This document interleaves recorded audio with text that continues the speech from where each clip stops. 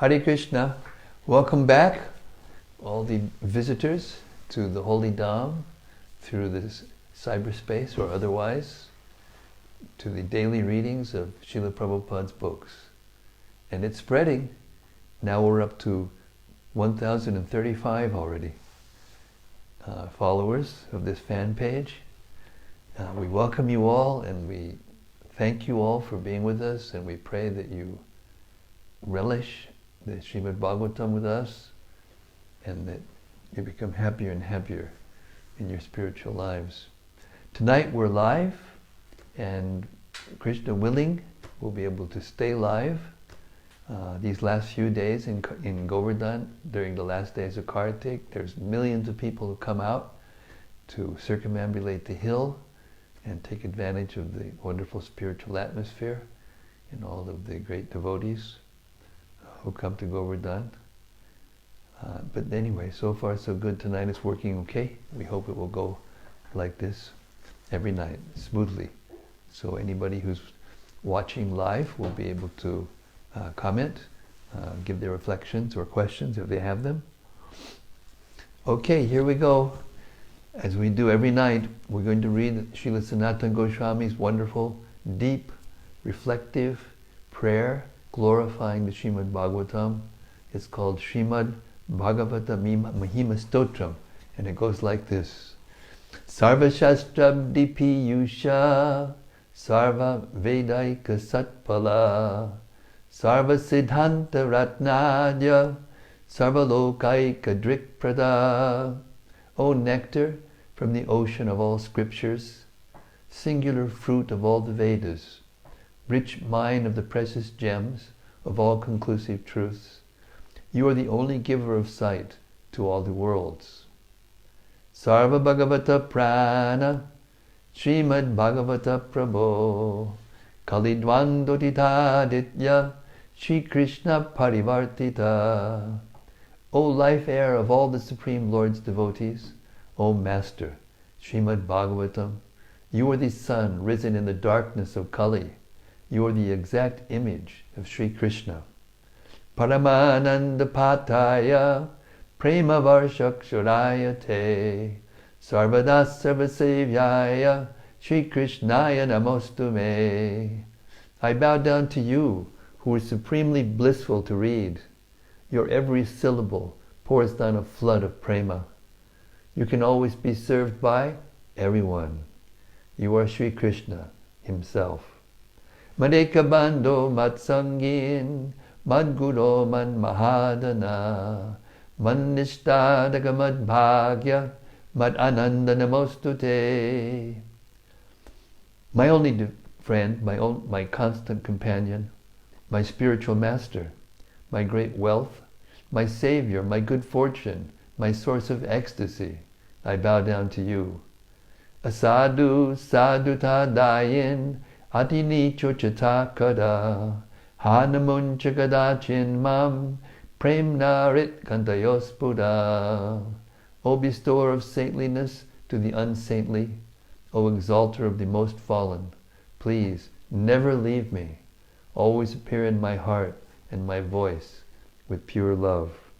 Om Namo Bhagavate Vasudevaya. Om Namo Bhagavate Vasudevaya. Om Namo Bhagavate Vasudevaya. Om Namo Bhagavate Vasudevaya. Om Namo Bhagavate Vasudevaya. Om Namo Bhagavate Vasudevaya. We've reached the third canto, 12th chapter of Srimad-Bhagavatam, and we're starting with text 4, Haribol. But before we do, yes, please come in. Thank you so much. We have two exalted brahmacharis from Bulgaria who have been the most steady hearers during our vrat for Kartik, and here they are. We're coming to the end of Kartik, actually, 23rd, 2 days. Hare Krishna. Madhva, and Mahendra, along with Bhakta Mat and Giridhari, that wandering mendicant. looking for a home. We're hoping we'll make a home close to us someday. Yeah. And so we've reached the third canto of Srimad-Bhagavatam, 12th chapter. Maitreya is continuing to answer the questions of Vidura. And if you remember, his questions were so deep. They just seemed to go on and on and on. And if you just read the questions, you understand how much he actually knows. No one can ask the questions that Vidura asks unless he knows everything already. So it's not just for his own benefit. He's asking questions for everyone in the whole world, for all time. So we've come to his answers about the creation.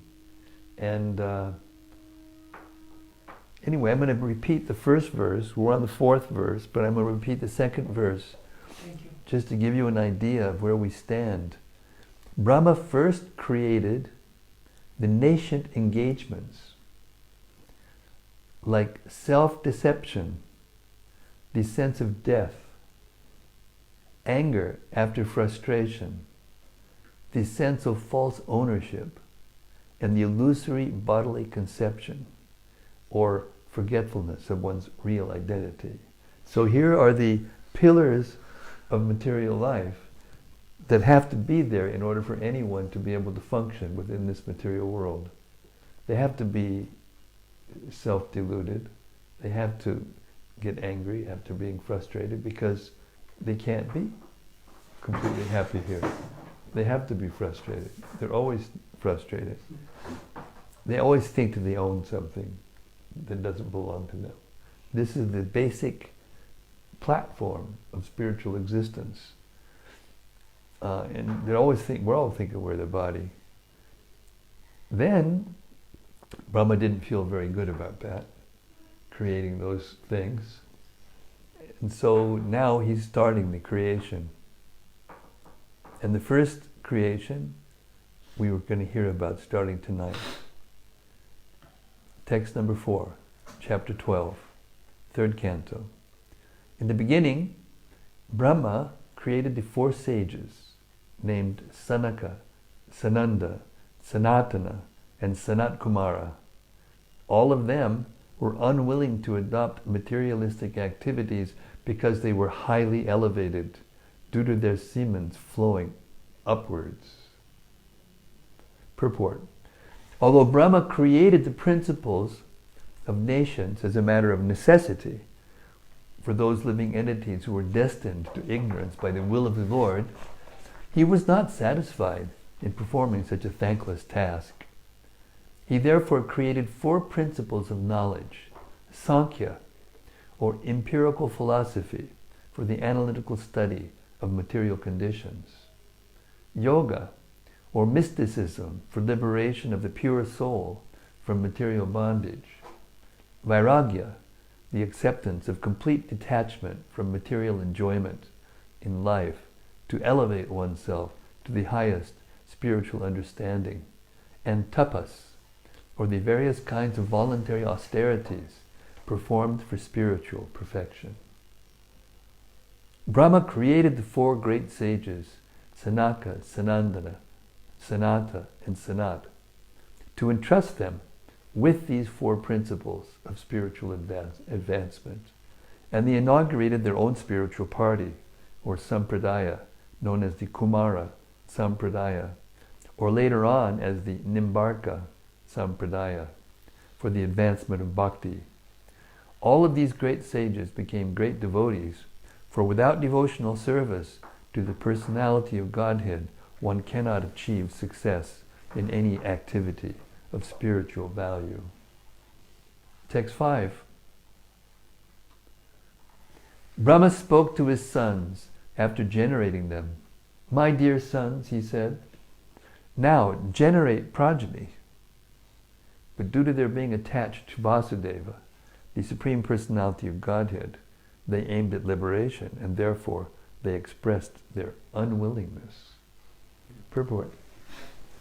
The 4 sons of Brahma, the Kumaras, declined to become family men, even on the request of their great father, Brahma.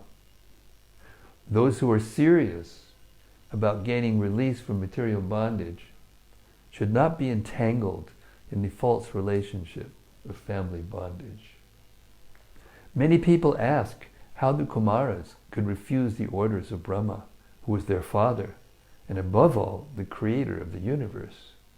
The reply is that one who is Vasudeva Parayana, or seriously engaged in the devotional service of the personality of Godhead Vasudeva, need not care for any other obligation.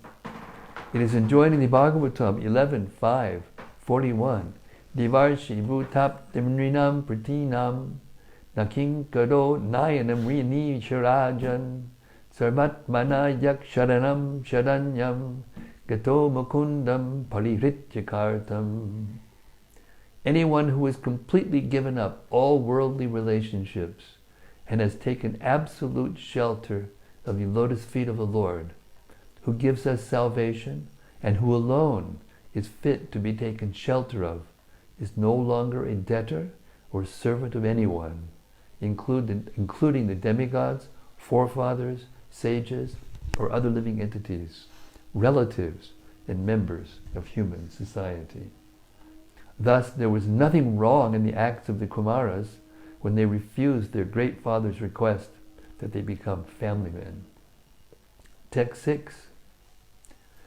On the refusal of the sons to obey the order of their father, there was much anger generated in the mind of Brahma, which he tried to control and not express. So Brahma created this sensation, and now he's a victim of it himself.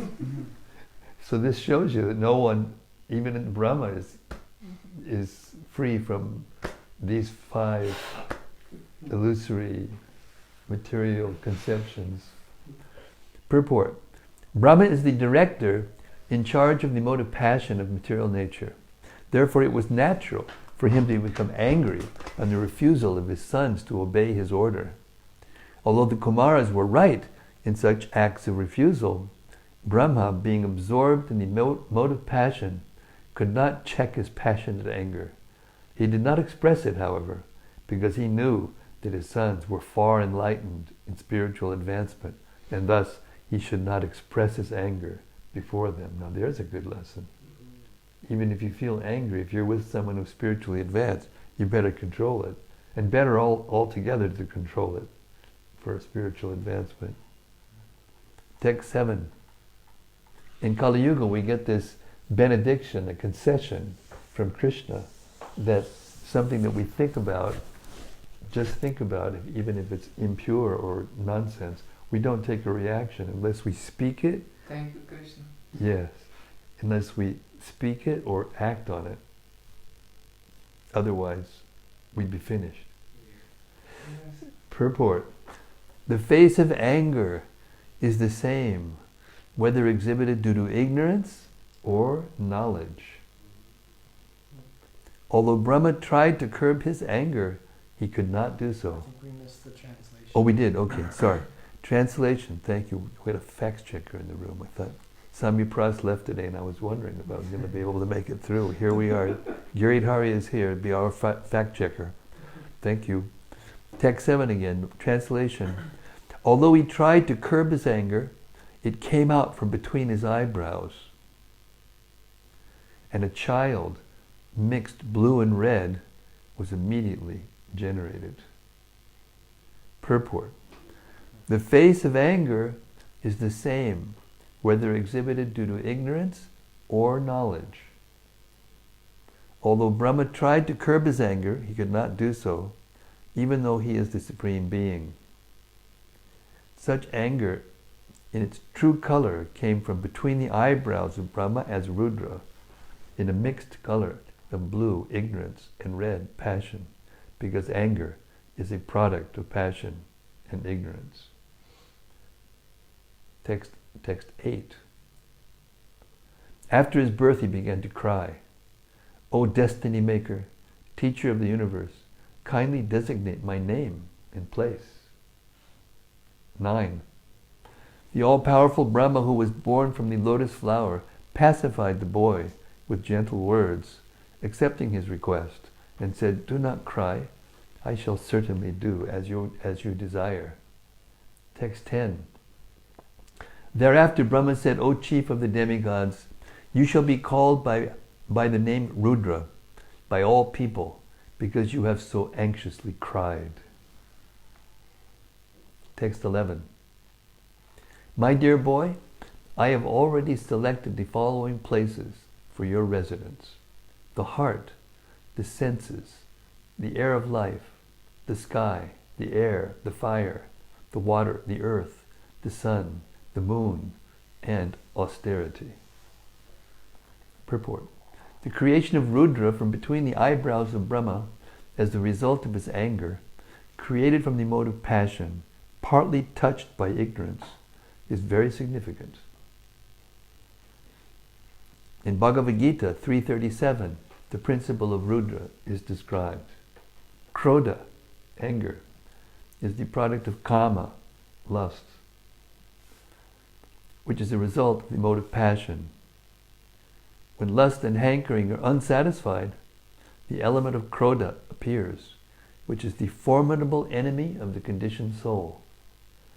This most sinful and inimical passion is represented as ahankara, or the false, egocentric attitude of thinking oneself to be all in all. Such an egocentric attitude on the part of the conditioned soul, who is completely under the control of material nature, is described in Bhagavad Gita as foolish. The egocentric attitude is a manifestation of the Rudra principle in the heart, wherein krodha, anger, is generated. This anger develops in the heart and is further manifested through various senses, like the eyes, hand, and legs. When a man is angry, he expresses such anger with red-hot eyes, and sometimes makes it a play of clenching his fists or kicking his legs. Kicking his legs? Legs, yeah, kicking his legs. Sometimes you just get mad, it's natural. Yeah. Now we know where it all came from.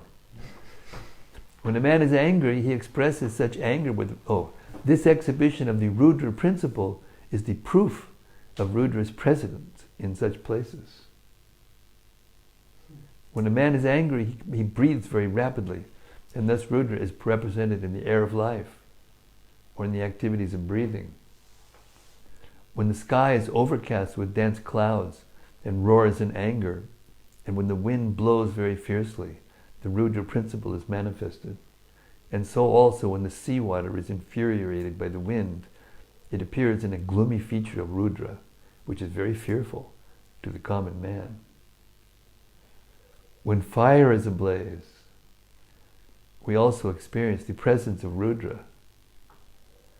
And when there is an inundation over the earth, we can understand that this is also the representation of Rudra. There are many earthly creatures who constantly represent the Rudra element. The snake, tiger, and lion are always representations of Rudra. Sometimes because of the extreme heat of the sun, there are cases of heat stroke. And due to the extreme coldness created by the moon, there are cases of collapse. There are many sages empowered with the influence of austerity, and there are many yogis, philosophers, and renouncers who sometimes exhibit their acquired power under the influence of Rudra, principle of anger and passion. Durvasa Muni is a classic case. The great yogi Durvasa, under the influence of this Rudra principle, picked a quarrel with Maharaj Ambarish, and a Brahmana boy exhibited the Rudra principle by cursing the great king Parikshit. When the Rudra principle is exhibited by persons who are not engaged in devotional service of the Supreme Personality of Godhead, the angry person falls down from the peak of his improved position. This is confirmed as follows. Yenye ravidaksha vimukti maninas tvayasta bhavad avishuddha buddhayaha aruya krichtrina padam tatak patantyado nadrita dushmad angrayaha. The most lamentable fall down of the impersonalist is due to his faults and unreasonable claim of being one with the Supreme. Nice purport. Text 12. You can ask questions whenever you want, but usually we go to the end. Lord Brahma said, my dear Rudra, you have 11 other names. Manu, Manu, Mahinasa, Maham, Shiva, Ritradwaj, Ugrareta, Bhava, Kala, Vamadev, and Vritarata. Text 13. O Rudra, you also have 11 wives, called the Rudranis, and they are as follows. Di, Driti, Rasala, Uma, Niyut, Sarpa, Ila, Ambika, Iravati, Sudha, and Diksha. Text 14. My dear boy, you may now accept all the names and places designated for you and your different wives, and since you are now one of the masters of living entities, you may increase the population on a large scale. Purport. Brahma, as the father of Rudra, selected the wives of his son, his living places, and his names as well. It is natural that one should accept the wives selected by one's father, just as a son accepts the name given by the father, or as he accepts the property offered by the father. That is the general course in increasing the population of the world. On the other hand, the Kumaras did not accept the offering of their father because they were elevated far beyond the business of generating a great number of sons. As the son can refuse the order of the father for higher purpose, so the father can refuse to maintain his sons in increasing population because of higher purposes. Text 15. The most powerful Rudra, whose bodily color was mixed with red, created many offspring, exactly resembling him in features, strength, and furious nature. The sons and grandsons generated by Rudra were unlimited in number, and when they assembled together, they attempted to devour the entire universe. When Brahma, the father of living entities, saw this, he became afraid of the situation. Purport. The generations of Rudra, the incarnation of anger, were so dangerous to the maintenance of universal affairs that even Brahma, the father of the living entities, became afraid of them. The so-called devotees or followers of Rudra are also a menace. They are sometimes dangerous even to Rudra himself. Descendants of Rudra sometimes make plans to kill Rudra by the grace of Rudra. That is the nature of his devotees. Text 17.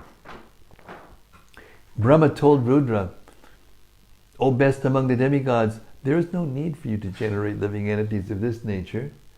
They have begun to devastate everything on all sides with the fiery flames from their eyes, and they have even attacked me. Text 18.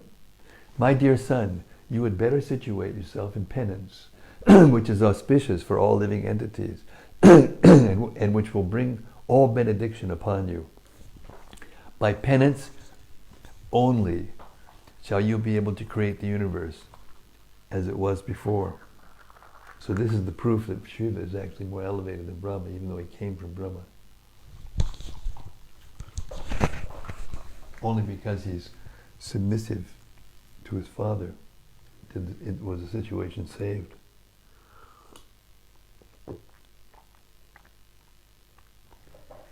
Purport. In the creation, maintenance, and dissolution of the cosmic manifestation, the three deities, Brahma, Vishnu, and Maheshwara, or Shiva, are respectively in charge. Rudra was advised not to destroy while the period of creation and maintenance was going on, but to situate himself in penance and wait for the time of dissolution when his services would be called for. Text 19. By penance only can one even approach the personality of Godhead, who is within the heart of every living entity, and at the same time beyond the reach of all the senses. Purport. Rudra was advised by Brahma to perform penance as an example to his sons and followers that penance is necessary for attaining the favor of the Supreme Personality of Godhead.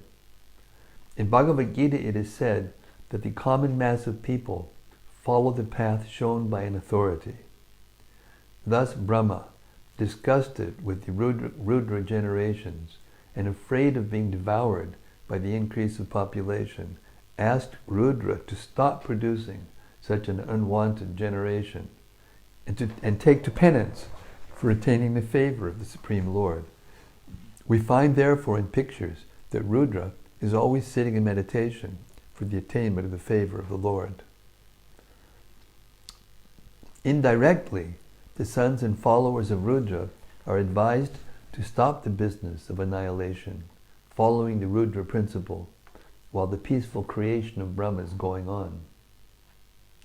Text 20. Sri Maitreya said, "Thus Rudra, having been ordered by Brahma, circumambulated his father, the master of the Vedas. Addressing him with words of assent, he entered the forest to perform austere penances." 21. Brahma, who was empowered by the Supreme Personality of Godhead, thought of generating living entities and begot 10 sons for the extension of the generations. 22. Marichi, Atri, Angira, Pulastya, Pulaha, Kratu, Brigu, Vishishta, Daksha, and the 10th son, Narada, were thus born. Purport. The whole process of the creation, maintenance, and dissolution of the cosmic manifestation is meant to give the conditioned souls a chance to go back home, back to Godhead. Brahma created Rudra to help him in his creative endeavor, but from the very beginning Rudra began to devour the whole creation, and thus he had to be stopped from such devastating activities. Brahma therefore created another set of good children who were mostly in favor of worldly, fruitive activities. He knew very well, however, that without devotional service to the Lord, there is hardly any benefit for the conditioned souls. And therefore, he at last created his worthy son Narada, who is the supreme spiritual master of all transcendentalists. Without devotional service to the Lord, one cannot make progress in any department of activity, although the path of devotional service is always independent of anything material. Only the transcendental loving service of the Lord can deliver the real goal of life, and thus the service rendered by Sriman Narada Muni is the highest among all the sons of Brahma. We're so lucky. We're in his parampara, his sampradaya. Okay? 23. Narada was born from the deliberation of Brahma, which is the best part of the body. Vishishta was born from his breathing, Daksha from a thumb, Brigu from his touch, and Kratu from his hand. Purport. Narada was born from the best deliberation of Brahma, because Narada was able to deliver the Supreme Lord to anyone he liked. The Supreme Personality of Godhead cannot be realized by any amount of Vedic knowledge or by any number of penances. But a pure devotee of the Lord, like Narada, can deliver the Supreme Lord by his good will. The very name Narada suggests that he can deliver the Supreme Lord. Nara means the Supreme Lord, and Da means one who can deliver. That he can deliver the Supreme Lord does not mean that the Lord is like a commodity that can be delivered to any person. But Narada can deliver to anyone the transcendental loving service of the Lord as a servitor, friend, parent, or lover, as one may desire out of one's own transcendental love for the Lord. In other words, it is Narada only who can deliver the path of Bhakti Yoga, the highest mystic means for attainment of the Supreme Lord. What a nice purport. Huh? Text 24. Can you read the last two sentences? Last two sentences, we got a request. I'll go up a little further. Narada can deliver the Supreme Lord by his good will. The very name Narada suggests that he can deliver the Supreme Lord. Nara means the Supreme Lord, and Da means one who can deliver. That he can deliver the Supreme Lord does not mean that the Lord is like a commodity that can be delivered to any person. But Narada can deliver to anyone the transcendental loving service of the Lord as a servitor, friend, parent, or lover, as one may desire out of one's own transcendental love for the Lord.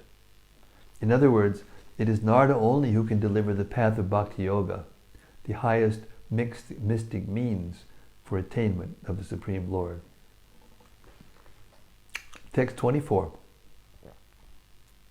Pulastya was generated from the ears, Angira from the mouth, Atri from the eyes, Marichi from the mind, and Pulaha from the navel of Brahma. 25. Religion was manifested from the breast of Brahma, wherein is seated the Supreme Personality of Godhead, Narayana. And irreligion appeared from his back, where horrible death takes place for the living entity. Purport. That religion was manifested from the place where the personality of Godhead is personally situated is very significant, because religion means devotional service to the personality of Godhead, as confirmed in Bhagavad Gita as well as the Bhagavatam. In Bhagavad Gita, the last instruction is to give up all other engagements in the name of religion and to take shelter of the personality of Godhead. Srimad-Bhagavatam also confirms that the highest perfection of religion is that which leads to the devotional service of the Lord, unmotivated and unhampered by material impediments. Religion in its perfect form is the devotional service of the Lord, and irreligion is just the opposite. The heart is the most important part of the body, whereas the back is the most neglected part.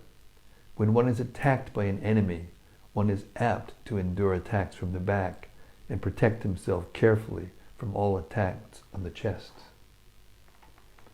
All types of irreligion spring from the back of Brahma, whereas real religion, the devotional service of the Lord, is generated from the chest, the seat of Narayana. Anything which does not lead to the devotional service of the Lord is irreligion, and anything which leads to the devotional service of the Lord is called religion. 26. Lust and desire became manifested from the heart of Brahma, anger from between his eyebrows, greed from between his lips, the power of speaking from his mouth, the ocean from his penis, and low and abominable activities from his anus, the source of all sins. Purport. The conditioned soul is under the influence of mental speculation. However great one may be in the estimation of mundane education and learning, he cannot be free from the influence of psychic activities. Therefore, it is very difficult to give up lust and the desires for low activities until one is in the line of devotional service to the Lord. When one is frustrated in lust and low desires, anger is generated from the mind and expressed from between the eyebrows. Ordinary men, are therefore advised to concentrate the mind by focusing on the place between the eyebrows, whereas the devotees of the Lord are already practiced to place the Supreme Personality of Godhead on the seat of their minds. The theory of becoming desireless is untenable, because the mind cannot be made desireless. When it is recommended that one be desireless, it is understood that one should not desire things which are destructive to spiritual values. A devotee of the Lord always has the Lord in his mind. and thus he does not need to be desireless, because all his desires are in relationship with the service of the Lord. Beautiful. The power of speaking is called Saraswati, or the goddess of learning, and the birthplace of the goddess of learning is the mouth of Brahma. Even if a man is endowed with the favor of the goddess of learning, it is quite possible for his heart to be full of lust and material desire, and his eyebrows to display symptoms of anger. One may be very learned in the mundane estimation, but that does not mean that he is free from all low activities of lust and anger. Good qualifications can be expected only from a pure devotee who is always engaged in the thought of the Lord or in samadhi with faith.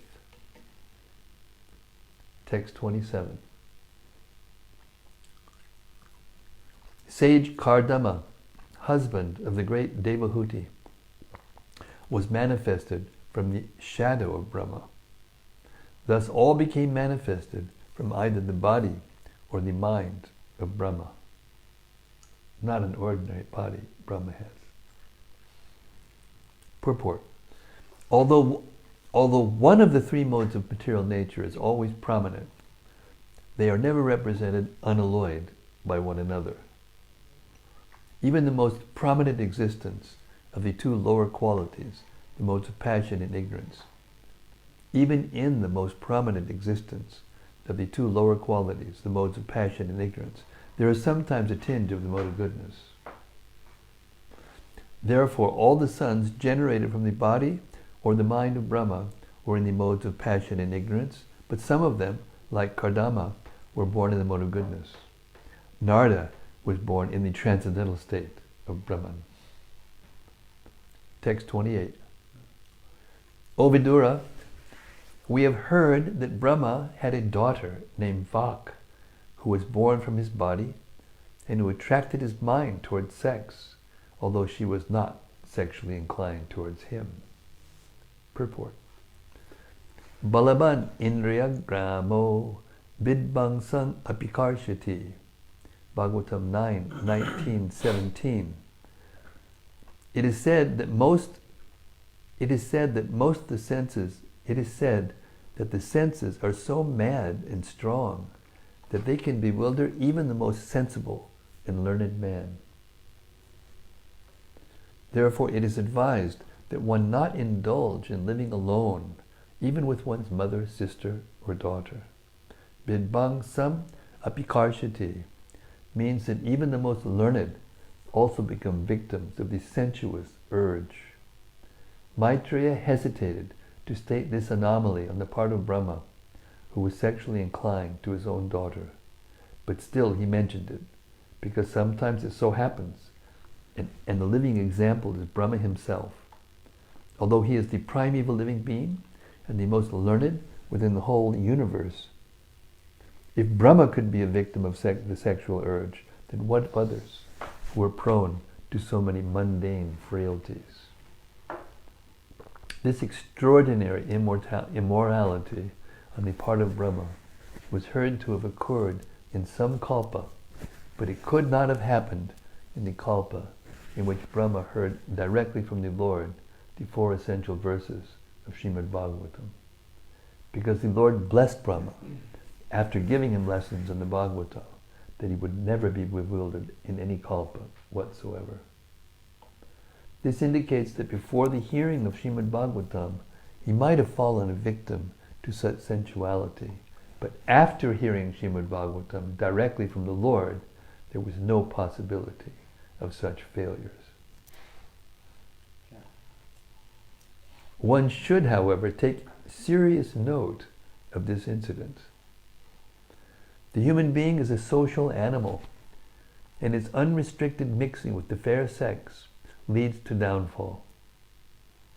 Such social freedom of man and woman, especially among the younger section, is certainly a great stumbling block on the path of spiritual progress.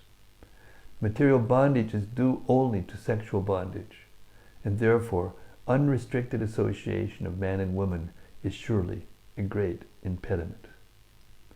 Maitreya cited this example on the part of Brahma just to bring to our notice this great danger.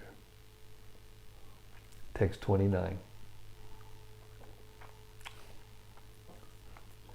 Thus, finding their father so deluded in an act of immorality, the sages headed by Marichi, all sons of Brahma, spoke as follows with great respect. Purport. The sages like Marichi were not in the wrong in submitting their protests against the acts of their great father. They knew very well that even though their father committed a mistake, there must have been some great purpose behind the show. Otherwise, such a great personality could not have committed such a mistake. It might be that Brahma wanted to warn his subordinates about human frailties in their daily dealings with women. This is always very dangerous for persons who are on the path of self-realization. Therefore, great personalities like Brahma, even when in the wrong, should not be neglected. Nor should the great sages headed by Marichi show any disrespect because of his extraordinary behavior. Text 30. O Father, this performance in which you are endeavoring to complicate yourself was never attempted by any other Brahma, nor by anyone else, nor by you in previous kalpas, nor will anyone dare to attempt it in the future. You are the Supreme Being of the universe, so how is it that you want to have sex with your daughter and cannot control your desire? Purport. The post of Brahma is the supermost post in the universe, and it appears that there are many Brahmas and many universes besides this one in which we are situated. One who fills this post must be ideal in behavior, for Brahma sets the example for all living entities. Brahma, the living entity who is the most pious and spiritually elevated, is entrusted with the post next to that of the personality of Godhead. Text 31. Even though you are the most powerful being, this act does not suit you because your character is followed for spiritual improvement by people in general. Purport. It is said that a supremely powerful living entity can do anything and everything he likes, and such acts do not affect him in any way. For example, the sun, the most powerful fiery planet in the universe, can evaporate water from anywhere and still remain as powerful. The sun evaporates water from filthy places and yet is not infected with the quality of the filth. Similarly, Brahma remains unimpeachable in all conditions.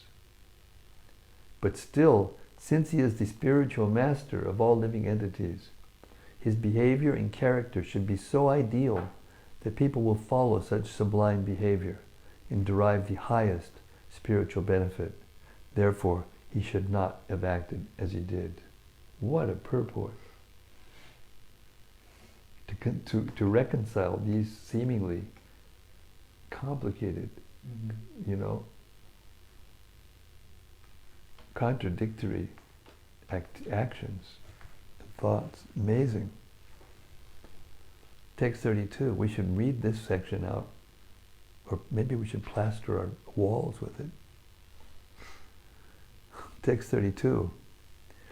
Let us offer our respectful obeisances under the personality of Godhead, who, by his own effulgence, while situated in himself, has manifested this cosmos. May he also protect religion for all goodness. So here the sons are praising, even though they're kind of correcting him, they're still very respectful. Mm-hmm. But we'll find out later on, still they had to pay for this. Purport. Lust for sexual intercourse is so strong that it appears herein that Brahma could not be dissuaded from his determination in spite of the appeal by his great sons like Marichi. Therefore the great sons began to pray to the Supreme Lord for the good sense of Brahma. It is only by the grace of the Supreme Lord that one can be protected from the allurement of lusty material desires. The Lord gives protection to devotees who are always engaged in His transcendental loving service. And by His causeless mercy, He forgives the accidental fall of a devotee. Therefore, sages like Marichi prayed for the mercy of the Lord, and their prayer was fruitful. Text 33. The father of all Prajapatis, Brahma, thus seeing all his Prajapati sons speaking in that way, became very much ashamed, and at once gave up the body he had accepted. Later that body appeared in all directions as the dangerous fog in darkness. Purport. The best way to compensate for one's sinful acts is to give up one's body at once. And Brahma, the leader of the living entities, showed this by his personal example. Brahma has a fabulous duration of life, but he was obliged to give up his body due to his grievous sin, even though he had merely contemplated it in his mind without having actually done it. This is a lesson for the living entities, showing how sinful an act it is to indulge in unrestricted sex life. Even to think of abominable sex life is sinful, and to compensate for such acts, one has to give up his body. In other words, one's duration of life, blessings, opulence, etc., are decreased by sinful acts, and the most dangerous type of sinful act is unrestricted sex. Ignorance is the cause of sinful life, or sinful life is the cause of gross ignorance. The feature of ignorance is darkness or fog. Darkness or fog still covers the whole universe, and the sun is the only counteracting principle. One who takes shelter of the Lord, the perpetual light, has no fear of being annihilated in the darkness of fog or ignorance. Srila Prabhupada ki Jai. Text 34. Once upon a time, when Brahma was thinking of how to create the worlds as in the past millennium, the four Vedas, which contain all varieties of knowledge, became manifested from his four mouths. Purport. As a fire can consume anything and everything without being contaminated, so with the grace of the Lord, the fire of Brahma's greatness consumed his desire for the sinful act of sex with his daughter. The Vedas are the source of all knowledge, and they were first revealed to Brahma by the mercy of the Supreme Personality of Godhead, while Brahma was thinking of recreating the material world. Brahma is powerful by dint of his devotional service unto the Lord, and the Lord is always ready to forgive his devotee if by chance he falls down from the noble path of devotional service. The Srimad-Bhagavatam 11.5.42 confirms this as follows.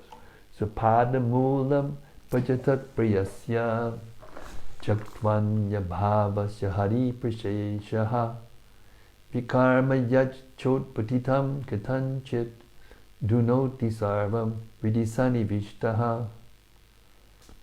Any person who is engaged 100% in the transcendental loving service of the Lord at his lotus feet is very dear to the personality of Godhead, Hari, and the Lord, being situated in the heart of the devotee, excuses all kinds of sins committed by chance. It was never expected that a great personality like Brahma would ever think of sex indulgence with his daughter. The example shown by Brahma only suggests that the power of material nature is so strong that it can act upon everyone, even Brahma. Brahma was saved by the mercy of the Lord with a little punishment, but by the grace of the Lord, he did not lose his prestige as the great Brahma. Text 35. The four kinds of paraphernalia for conducting the fire sacrifice became manifest. The performer, the chanter, the offerer, the fire, and the action performed in terms of the supplementary Vedas. Also the four principles of religiosity, truth, austerity, mercy, and cleanliness, and the duties in the four spiritual orders all became manifest. This is coming from the Vedas. Purport. Eating, sleeping, defending, and mating are the four principles of material bodily demands, which are common to both animals and human society. To distinguish human society from the animals, there is the performance of religious duties in terms of one's social status and spiritual order of life, varnashrama, dharma. These social and spiritual divisions are all clearly mentioned in the Vedic literatures and were manifested by Brahma when the four Vedas were generated from his four mouths. Thus the duties of humankind in terms of social status and spiritual order were established to be observed by the civilized man. Those who traditionally follow these principles are called Aryans, or progressive human beings. A little different from the conception of progressive nowadays. Nowadays, progressive means come to the point of progress where you can do anything you want without any feeling of guilt or any, Text 36.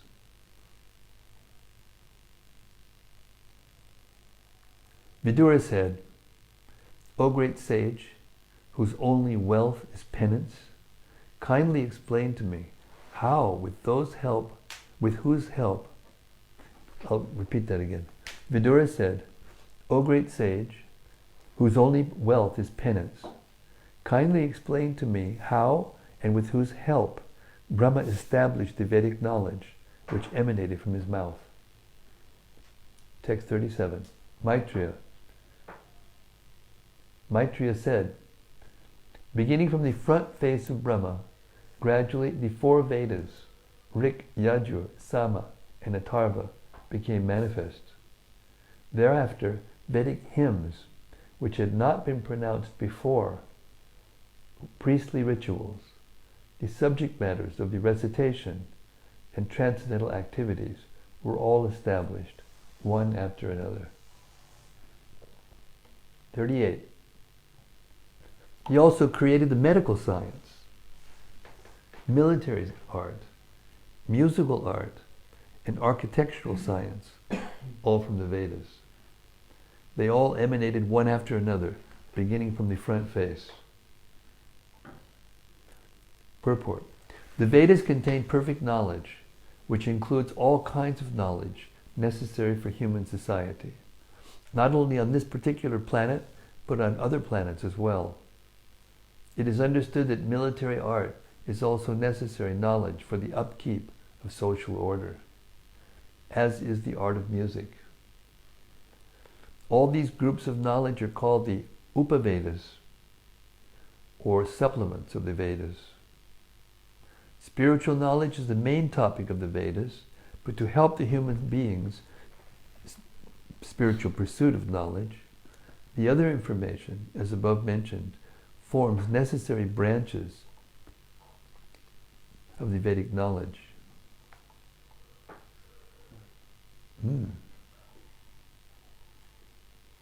That form might be better singular.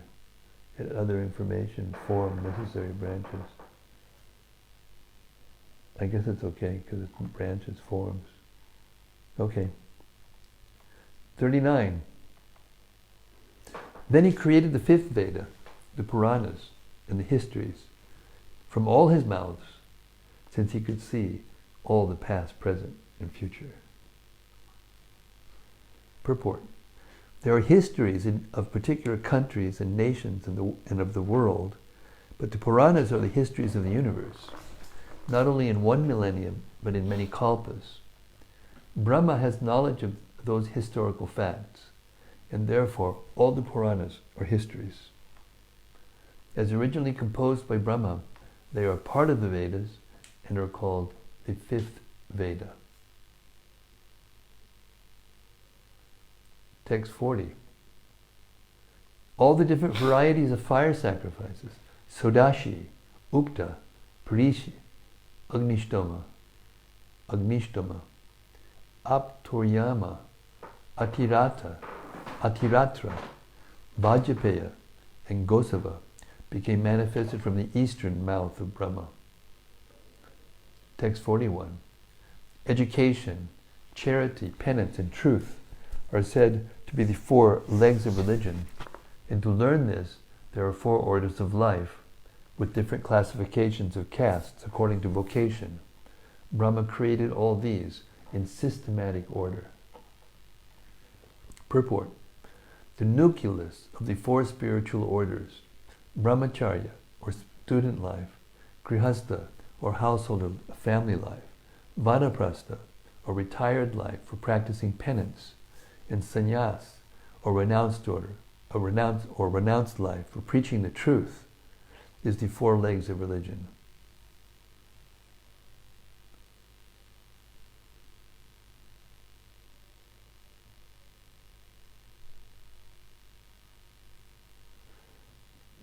This should be are the 4. Can you make a note?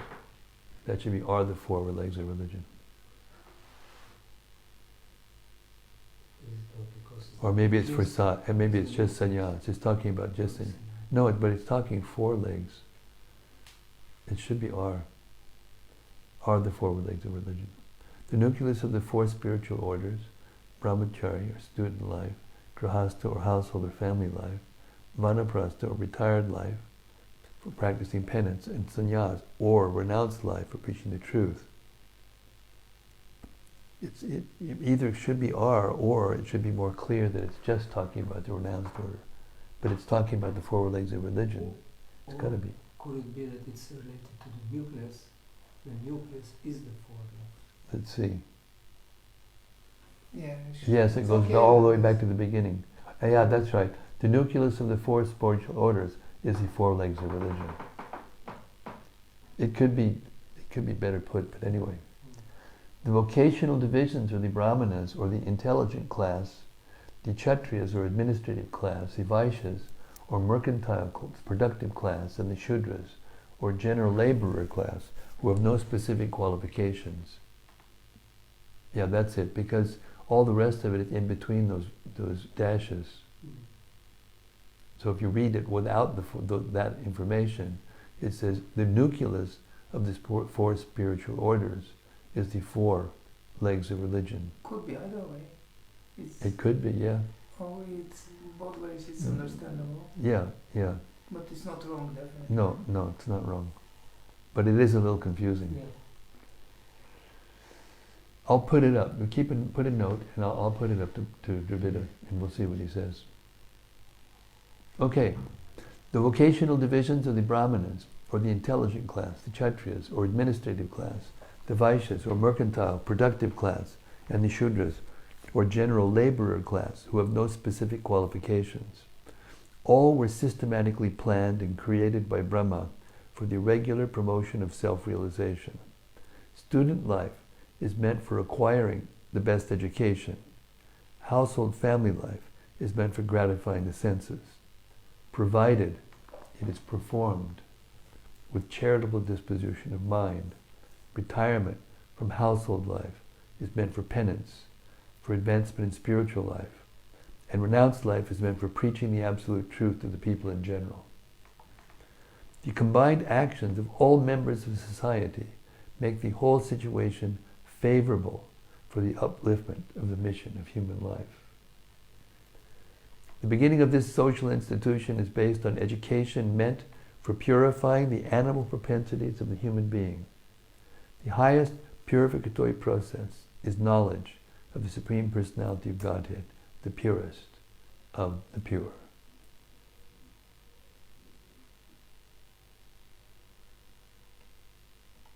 Then, this is 42, then the thread ceremony for the twice-born was inaugurated, as were the rules to be followed for at least 1 year after acceptance of the Vedas, rules for observing complete abstinence from sex life, vocations in terms of Vedic injunctions, various professional duties in household life, and the method of maintaining a livelihood without anyone's cooperation by picking up rejected grains.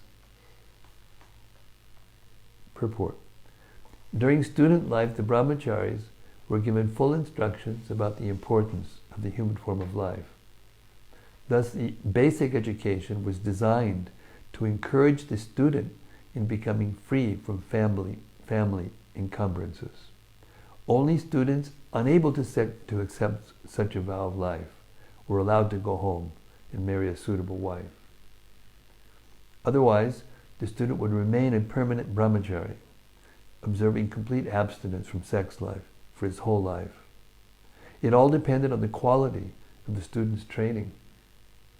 How important is this in our movement?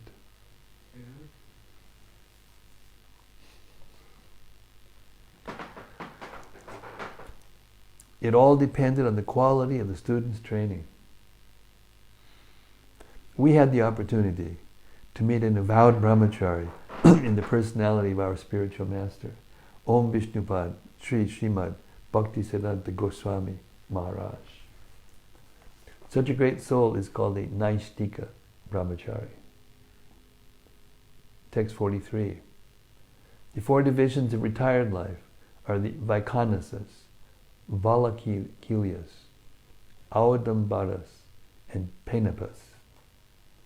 The four divisions of the renounced order of life are the Kutichakas, Bhavodas, Hangsas, and Nishkriyas. All these were manifested from Brahma. Purport. The Varnashram Dharma, or the institution of the four divisions and orders of social and spiritual life, is not a new invention of the modern age, as proposed by the less intelligent. It is an institution established by Brahma from the beginning of the creation. This is also confirmed in the Bhagavad Gita 4.13, Chaturvarnamaya Sristam, text 44. The science of logical argument, the Vedic goals of life, and also law and order, moral codes, and the celebrated hymns, Bhu, Bhuva, and Swaha, all became manifest from the mouths of Brahma, and the Pranava Omkara was manifested from his heart. 45. Thereafter, the art of literary expression, Ushnik, was generated from the hairs on the body of the Almighty Prajapati. The principles of Vedic hymn, Gayatri, was generated from the skin, Trishtup from the flesh, Anushtup from the veins, and Jagati from the bones of the Lord of the living entities. 46. The art of writing verse, Pankti, became manifested from the bone marrow, and that of Brihati, another type of verse, was generated from the life breath of the Lord of the living entities. 47. Brahma's soul was manifested as the touch alphabets. Wow. Brahma's soul was manifested as the touch alphabets. His body as the vowels, his senses as the sibilant alphabets, his strength as the intermediate alphabets, and his sensual activities as the 7 notes of music. How important is sound, eh? In Sanskrit, there are 13 vowels and 35 consonants. The vowels are a, I, u, ri, li, I, o, au. And the consonants are ka, ga, etc. Amongst the consonants, the first 25 letters are called the sparshas. There are also 4 antakstas. Of the ushmas, there are 3 s's called talavya, murdanya, and dantya. The musical notes are sha, ri, ga, ma, pa, da, and ni. All these sound vibrations are originally called Shabda Brahma, or spiritual sound. It is said, therefore, that Brahma was created in the Mahakalpa as the incarnation of spiritual sound. The Vedas are spiritual sound, and therefore there is no need of material interpretation for the sound vibration of the Vedic literature. This is so important. We shouldn't be over-intelligent and try to figure out how to apply all these things. We need to take them as they are and then apply them properly. The Vedas are spiritual sound, and therefore there is no need of material interpretation for the sound vibration of the Vedic literatures. The Vedas should be vibrated as they are, although they are symbolically represented with letters which are known to us materially. In the ultimate issue, there is nothing material, because everything has its origin in the spiritual world. The material manifestation is therefore called illusion, in the proper sense of the term. For those who are realized souls, there is nothing but spirit. We'll stop here. So,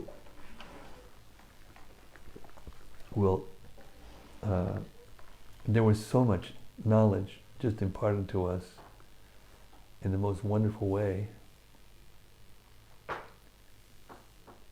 I was waiting for a place to come where we could stop. This is a perfect stopping place. So I'll open up the discussion for reflections or questions.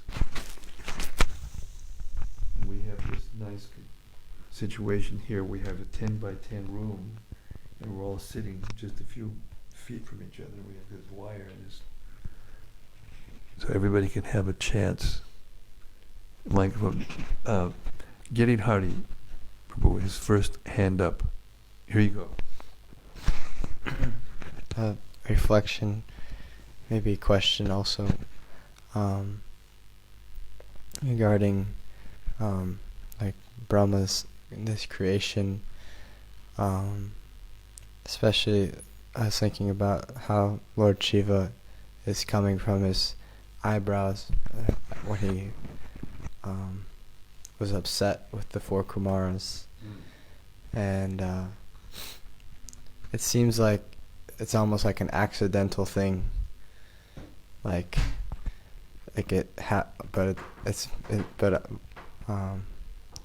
it should be, like, I think I understand it to be coordinated by the Lord, probably higher, because Lord Shiva has to come some way or other every time. So it seems like things are happening in accordance with like the plan of Krishna, and that it's not just random anger. It's not just a random act of anger, and then Lord Shiva happens to come out of his eyebrow randomly. Very nice realization. Super. Maya Jakshana Prakriti. Therefore Krishna says in the Gita, Maya Jakshana Prakriti Suyate Sarachacharacharam Hetunami Kontiya Jagat Iva Vivartate. That the material nature is under my direction. And he's directing the wanderings of everything. He's controlling everything. It only appears like things are happening by chance. They aren't. But still, in the general course of life, there is also an element of accident. So that's a part of the absolute truth. That there's some element of accident. But that means that when a person comes into the material world, as good as he is, as hard as he tries, it's impossible not to make some mistake, some way or another. I mean, there's different ways to become Lord Brahma, and one of them is through pure devotional service.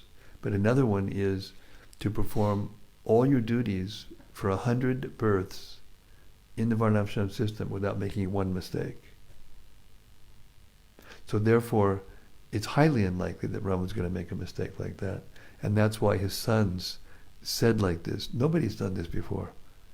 And this is proof that it had to happen before the 4 Vedas came out, he received the Vedas and started to, apply them and create the aspects of them that would regulate the universe. So before that, the universe is a little unregulated, in a sense. But the other thing that came into my mind when that event happened was that Brahma gave up his body, and yet he's still there.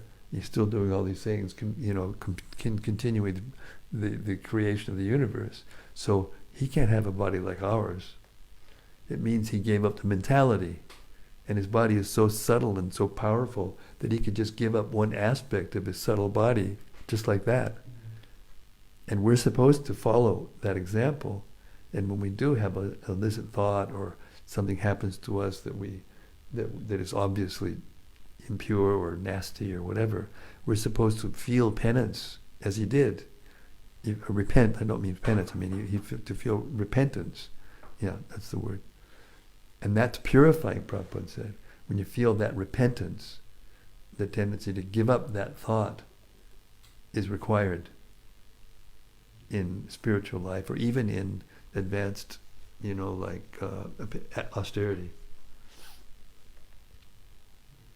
And the other point that I was thinking about in regards to that same incident was the fact that because Brahma is so powerful, the fire of his power just burnt it up. Mm-hmm. So therefore he didn't lose his position, he didn't lose his stature, And so therefore we have to be very careful. Even if a devotee does something or says something or acts in some way that's not perfect, nobody can be, completely perfect. That's only Krishna. Krishna never makes a mistake. But every other living being, including Brahma, and that's the message. So we should follow that principle and not be careful. We have to. If we see someone who is exalted do something that's not right, and it's going to set a bad example, then he has to be told. It has to be pointed out. But as the sons of Brahma did, they did it respectfully. They did it properly. And even then they had later on to take birth and be killed, and take birth and be killed another. Yeah. It's a very complicated history. We'll hear about that later on. What else?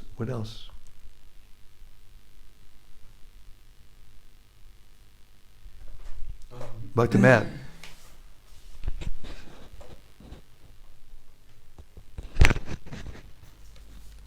I've heard you say a couple times about how someone would have to live perfectly in the Varnashram system, like for 100 births to be Brahma.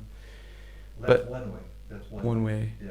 But if someone lives one life perfectly, doesn't that mean they would return to Godhead? So how would they have 99 more times to come back? Because that comes from pure devotional service. It's not that you go back to Godhead. It's not that you go back to Godhead by not making a mistake your whole life. Apiset chuduracharo bhajate mam ananya bhak sadhu eva samantav samyak yavasito hisaha. That's the whole purpose of this discussion and that fall of Brahma. For us to know that it's not possible to be perfect materially, for a whole life. I mean, it's possible, but it's highly unlikely. What to speak in Kali Yuga? Therefore, he says, apichet suduracharo. Suduracharo, duracharo means duracharo. Achara means activity, dur means bad. And sudurachara, that means very bad. Sudurachara. Apichet suduracharo. Even if one performs an activity which is very bad. Apichet suduracharo bhajate mamananya bhak. If one is engaged in devotional service and doesn't stop that devotional service, sadhu deva samantavya, he's considered to be a sadhu. Not just some, but samyak. Samyak means complete. Samyak vyavasito hisaha. And that's translated by Prabhupada very interestingly. He said, because he's properly situated in his determination.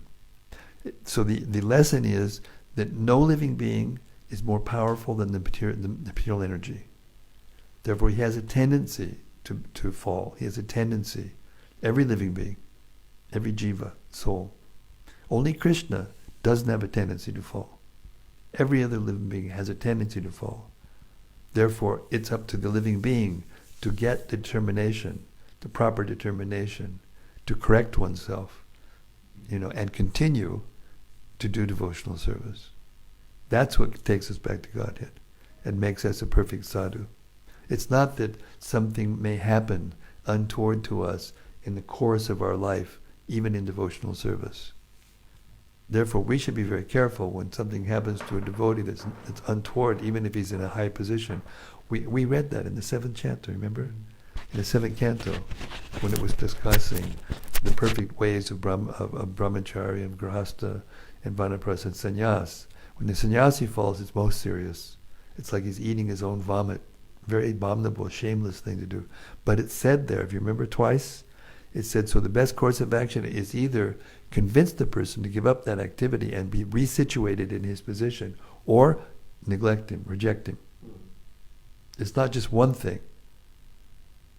So in our fallen condition in Kali Yuga, our tendency is to reject altogether before we give the person the chance to correct himself. And Prabhupada showed that many times in his pastimes. I remember a couple of times devotees, even in a higher position, GBC, the topmost material position, did something, and he would put them back in that position, because if he had the ability to manage. After there was some penance, there was some correction, then he would put them back in that position. That's so much different than burn in hell. it's much different than Christianity, but also the mood, especially in America, is that, if you're a politician, they expect these fallen people to be perfect, and so they'll go and try and dig, Deep as possible. 30, 40 years in the past for something, in their closet. And it's just this unattainable thing that they're trying, or this high moral standard that people use to kind of virtue signal to each other with. Exactly true. But the tendency is there to want perfection. Krishna says whatever the common men see in a leader, they'll follow like that. And then you can see that in America right now. This Trump is he's a madman. The most he personifies narcissism, and fear. He's afraid of being exposed because his whole life has been doing nonsense. And now it's getting closer and closer. You get into that position and the floodlight of attention goes on to every detail you've ever done. And that's Brahma is in that position.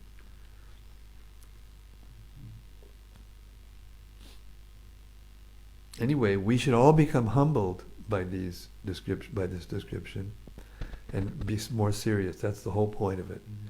Therefore, everything in the Bhagavatam, even it appears to be unclean, is ultimately meant to take us to perfection, and therefore it is the perfect scripture. It explains to us how to act and how to respond on any condition to come to devotional service, pure devotional service. I'm just waiting for Madhva to come out. I know he's got so many things in his brain. Here. Yeah, of course there are so many things, but I want please to clarify verse 11, the purport. There was something quite curious and looks like quite instructive there. Can we please? You want to bring it back? Yes. Verse 11? Yes. Now remember where we are. We're at 48. Okay. That's where we're reading. 11. It's way far back.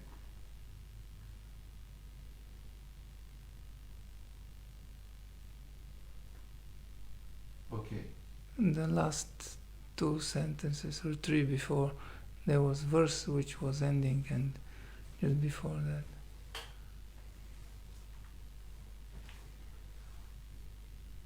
Where are you looking? 11. So This is the describing. when a man When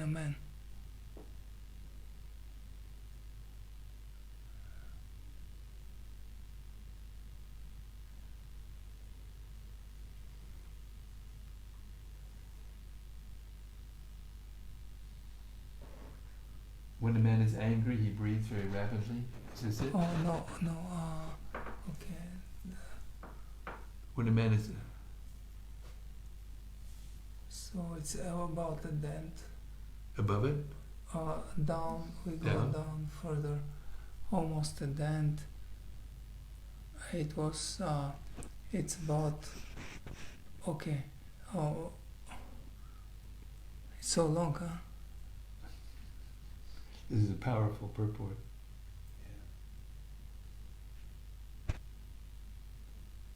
Okay, so, this one, when the Rudra principle. When the Rudra principle is exhibited by persons who are not engaged in the devotional service of the Lord, of the Supreme Personality of Godhead, the angry person falls down from the peak of his improved position. Yeah, this is what I wanted to Bring clarify. Yeah. To bring out. It's quite a statement. Well, that's why his point is, his question is, revolves around this sentence.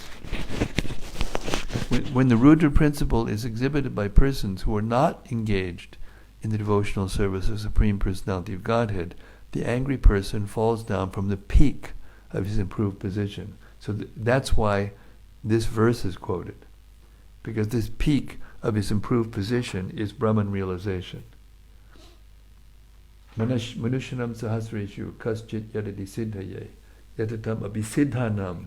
Even when one reaches the perfection, and this perfection means to actually realize that he's not the body, even that person is difficult to find among those, a person who is a pure devotee, who understands Krishna properly, in truth.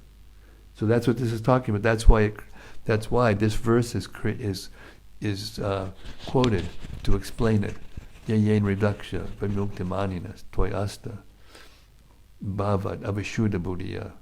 Avashuddha buddhiya means his intelligence is still not pure. So aruya krishchena padam padam tatak padanchado nadrina yushpadangraya. He's thinking, in his mind he's thinking he's reached perfection. That's why it says here, an angry person falls down from the peak of his improved position. This is confirmed as follows. The most lamentable fall down of the impersonalist. It's talking about impersonalism, the difference between personalism and impersonalism. So even it seems like the person is, it's like I don't know if you've experienced this or not, but the impersonalist will smile and not get angry at something that they should get angry at. Yeah, classic. It's like trademark. Yeah, in other words, Guru Das, when he was in India, he was staying in India for a long time in the beginning, before the Krishna Balaram Mandir was.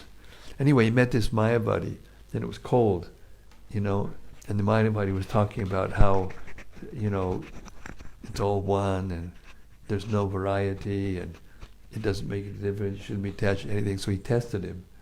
He was cold. He said, "Could I have your blanket?" And he immediately gave him the blanket, because he was caught. He had to give the blanket, but then ultimately he came back to Guru Das and demanded the blanket back. He got upset and he demanded the blanket back. So his apparent, freedom from anger and freedom from attachment and freedom from everything was just a show. Yeah. So that's what this is talking about. So what is the... That will eventually come to anger, and a kind of anger that will cause you to fall down even from your elevated position of so-called spiritual, perfection. And anger, this is rebel against Yes. the Supreme. Yes. This is Exactly. okay. And Exactly. then can we apply it on lower levels? Oh wait. Can we understand this in lower levels, like impersonalists when manifesting Yes, the? you can apply it on any level. So That's means. why it came out of Shiva. Like Shiva is the most elevated Vaishnava. So means whatever position somebody has in the material world, by exhibiting the ruler principle or getting angry, he's like ruining, like he's preparing to jump down. Exactly. And now we're finding that in America right now. Trump is like everything. He lashes out in anger. Anybody who says anything that he doesn't agree with, he just lashes out. There's no question of having a discussion with him, trying to, come to a higher understanding of what a difference of opinion is. There's no question of it. Now people are writing all these deep articles and deep, things about this. And everybody's just waiting for the moment that he's going to crack. You can't be in that position unless you can tolerate anything. So means anger is like really bad, Oh yes. Self-destructive. Yes. thing. Therefore it says, in the verse we just read, it wasn't quoted, but it was talked about. Kama esha, krodha esha, rajaguna samudbhava. Kama esha, from kama, lust, comes anger. And in that verse, jayato vishyan pungsa, sangasteshu pajayate, sangat sanjayate kama, kama krodha pajayate. And then from when it comes to krodha, first there's contemplation of the objects of the senses. This is what Brahma was going through. And then from that comes lust, and that was the stage he was at. And from that lust, anger has to come. But in this way, because Brahma is so elevated, the anger resulted in Shiva, which was a natural principle, also a necessary principle, in the creation of the universe. Because the universe is not supposed to be, all, perfect, and we're not supposed to be able to make it perfect, because it isn't. That's why interesting how those first 5 or 6 principles of ignorance were created. Because otherwise we couldn't be in the material world and function, because we're not material. So then what happens? Krodha and bhavati samoha. From the krodha comes bewilderment. Samoha smriti vibhrava. Then you forget. Smriti bhangsha buddhinasho. Then you're intelligent. You can do anything then. When your intelligence becomes overwhelmed by forgetfulness, by loss of memory, you can say or do anything. That's where this verse, interestingly enough, is where the term bloop came from. Because that last krodha bhavati samoha buddhinashat panashati. Buddhinashat panushati. When your intelligence is lost, then you what? You fall into the pool of material nature. So one of the devotees, a smart devotee, said, when you put a rock into a pool, what does it sound like? Bloop, bloop. So when a devotee would leave, he would say, "Oh, the devotee, he blooped."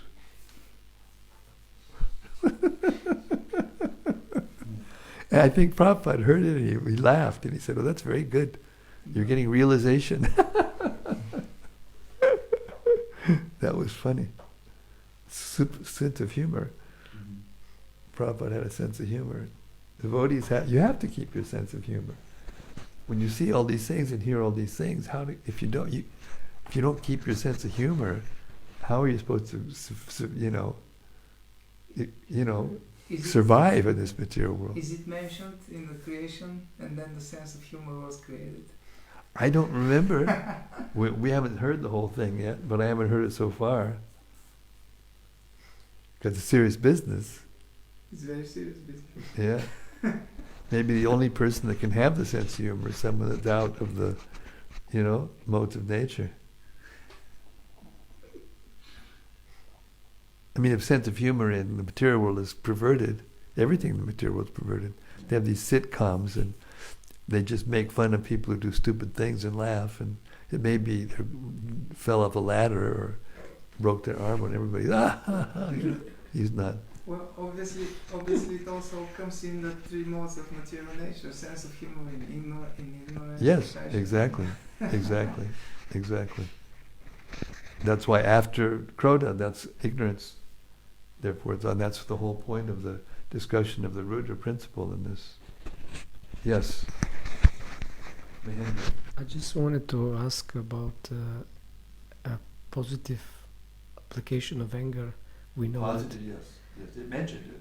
Yeah. Mentioned it. So, in our daily lives, not thinking about extremes like somebody is attacking or which is obvious, but you know, if we feel some anger or how can I say resentment when we see another devotee being mistreated. Yeah, you speak very soft. And What's the that application just of anger if we in see daily life and material existence? Yeah, among devotees, that's my Among most. devotees. Among devotees, you see someone being mistreated or unjustly, in whatever way. So that may create anger in one sense, that you see some injustice and how to deal with that so that it doesn't turn to destructive nature of anger, but it's positive. Well, I think that's a very good question, how to deal with anger in our daily lives as devotees. That's your point. I mean, we can say that, you know, when Hanuman, and the example is always given of Hanuman, and he became angry with Ravana because he insulted Ramachandra, and Ramachandra was his life and soul. So, you know, that's different than what you're talking about. How to deal with anger in our daily lives in the society of devotees. So I think that this example of Brahma and what he's doing is obviously very wrong, and his sons are recognize it and approaching him. But how do they approach him? They approach him with respect. I mean,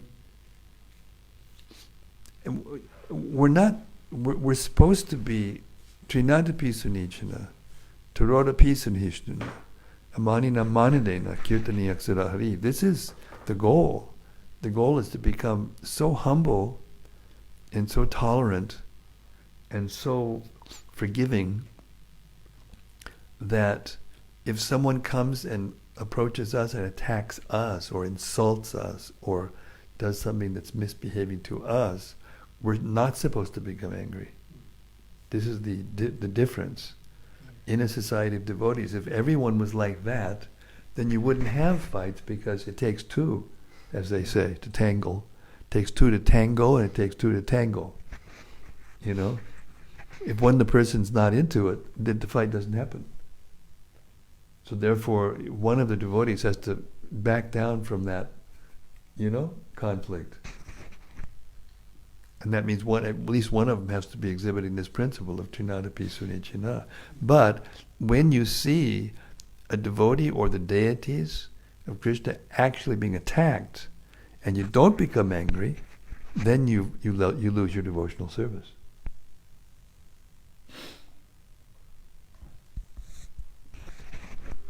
Yeah, well, this is quite clear when it is about attack or physical, but if it's something, for example, you see the standard... Unnecessary criticism. Unnecessary criticism. Yeah. Unnecessary criticism. If you see someone attacking a devotee with unnecessary criticism, and then there's a process. If you see a leader, correcting someone who has the authority over that person, then you have to be very careful, because unless you're very advanced and very advanced, then you may take it in the wrong way, and you may criticize the criticizer when he's criticizing the person to try to correct him. I mean, there are all kinds of issues going on now. Even this recent controversy over the editing of the Bhagavad Gita. And read these purports. I don't think these people could be reading the books. These purports are so precise and so well edited, and every once in a while we find something, but compared to the overall editing of these books, they're so profound, so profoundly done, that it has what effect it's having on people who read them.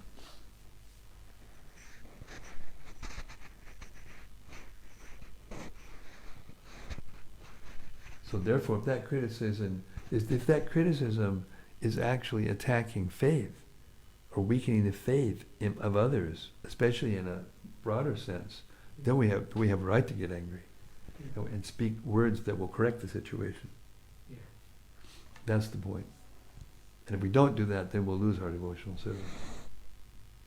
But still, within that context, there's a way to do it. And therefore, Prabhupada made a structure. And you can go to first of all, you try to do within yourself, apply the instructions. Eventually, you have to apply the instructions that the spiritual master gives you, and that these books give you. And then that's why the point is being made that this must have happened before Brahma actually heard the Bhagavatam and got the benediction from Krishna that you will never fall again into illusion.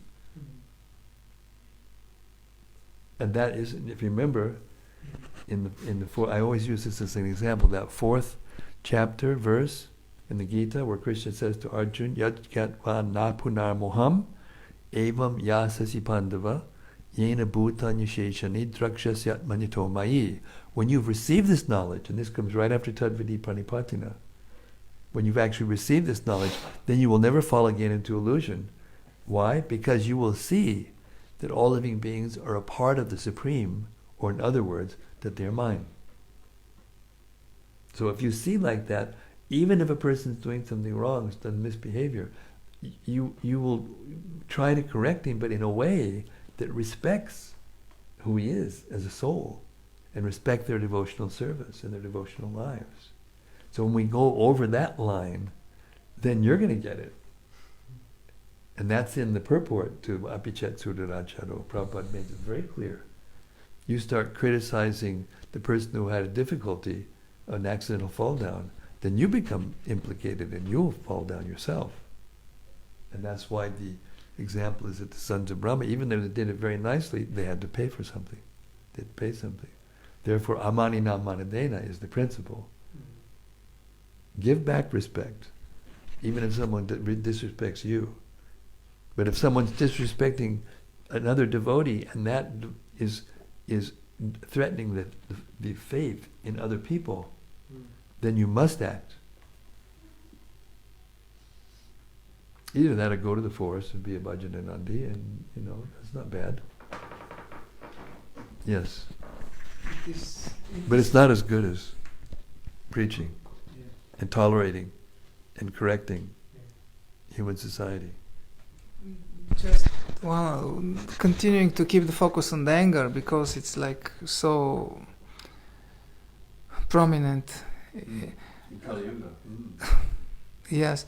So even the example of Hanuman in Lanka, which is considered like just full rage because of dealing with some demons, but still it's Hanuman was sharply intelligent and self-controlled, because he could demolish he could just level the whole thing, smash, beat the crap out of Ravana and everybody. Yeah. But he didn't do it because he knew the mission of. So it was like proper dosage of. Why? So he was super self-controlled, like. But why? Because Sita was there, and he didn't know where she was. Therefore, it was pure devotional service. You understand? In other words, this is a very good example of what you're saying. I mean, we've seen it. Prabhupada sometimes exhibited anger. There was one time, I remember an example, I don't think that Satsrup Maharaj would mind because he told it himself, so we can repeat it. It's not private. One time he was a secretary, Prabhupada's secretary. Satsrup Maharaj. He was a secretary of Prabhupada. So one time Prabhupada wrote a letter, and at the end of the letter, there was an enclosure. And he was supposed to put the enclosure in the letter, and he forgot.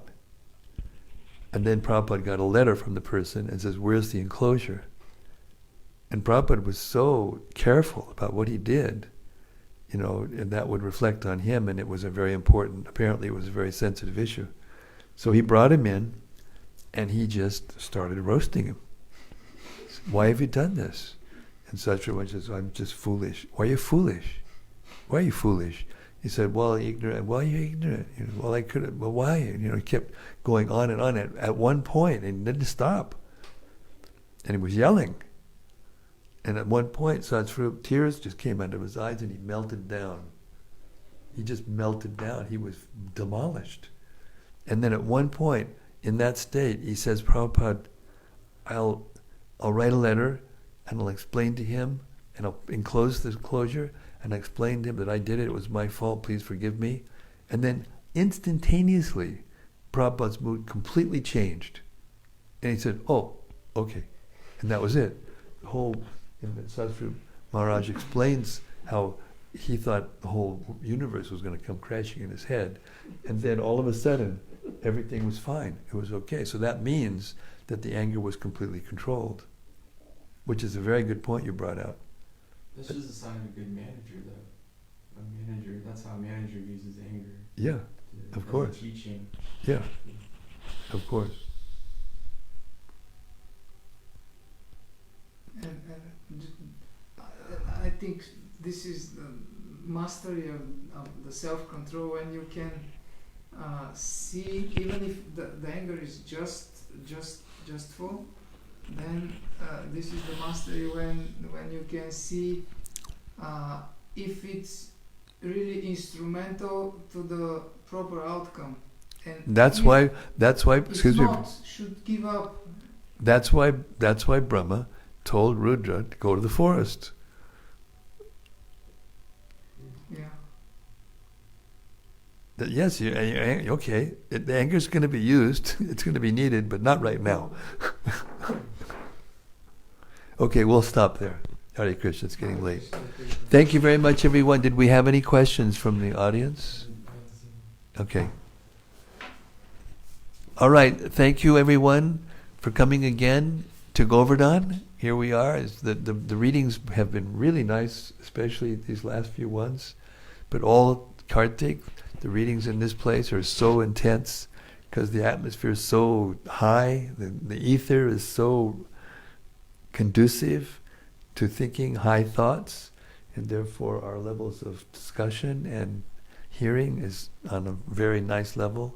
I don't know if you've noticed, but when you chant Hare Krishna, it just falls off your tongue. Sometimes in the West you have to force it out because the atmosphere is so difficult. Here it's perfect. So therefore let us take lesson. And Srimad-Bhagavatam ki jai. Jai. Lord Brahma ki jai. Narada Muni ki jai. Gaur Premanandi. Hare Krishna. We'll see you tomorrow night for more nectar. Hare Krishna.